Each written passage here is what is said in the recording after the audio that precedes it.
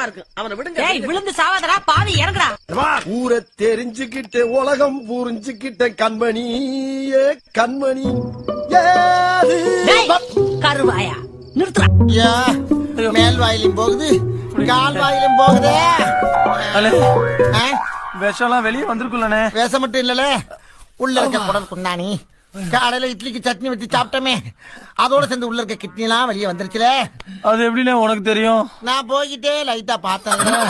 ஒரு ஆளு ஒரு அடிதான் அடிச்சேன், கழுத்து ஒரு பக்கமா லாக் ஆயிடுச்சு.